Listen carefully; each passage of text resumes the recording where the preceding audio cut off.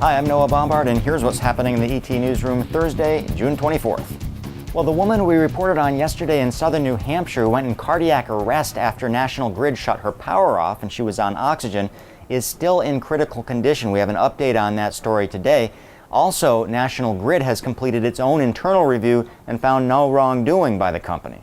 Now, the Public Utilities Commission is also working on a report, and we don't have the results of that yet. You may recall National Grid said that they had tried to notify the woman numerous times that her power was at risk of being shut off. They actually sent a man out, knocked on the door before they shut the power off. Shutting the power off actually turned off her oxygen unit. She wasn't able to get oxygen. It sent her into cardiac arrest. They were able to revive her, but she does remain in critical condition.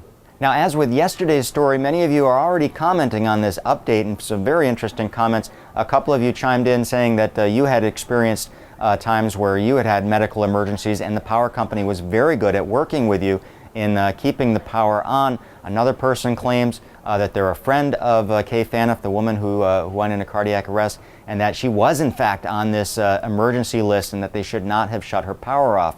So a good discussion going on in that story right now. Well, when you stick a shovel in the ground in New England, you're never really sure what you're going to pull up. We have a fascinating story online right now of a North Andover resident who was out digging to put a foundation in for a new patio. Ended up digging up some antique preserves or jars, old mason jars, with the contents still in them. Now, a couple of them were kind of well past due, but there was one jar he pulled up with some asparagus in it. You're looking at the picture right now. That is pretty well preserved, still brightly green. I wouldn't really recommend trying it.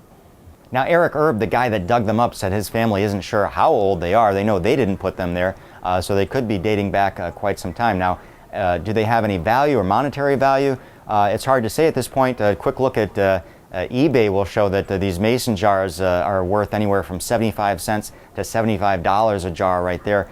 Some of them have gone for much more than that. Well, you remember that story we've been covering of that poker game that turned into a home invasion just a week or two ago right down the road here in North Andover? Well, they did arrest that suspect, as we mentioned the other day, Mr. Maldonado, who was in custody. We were actually at the courthouse yesterday, and Maldonado, nicknamed Shorty, come to find out is actually quite short, 4'11". The picture of him right there standing in the courthouse, not looking too happy with the situation.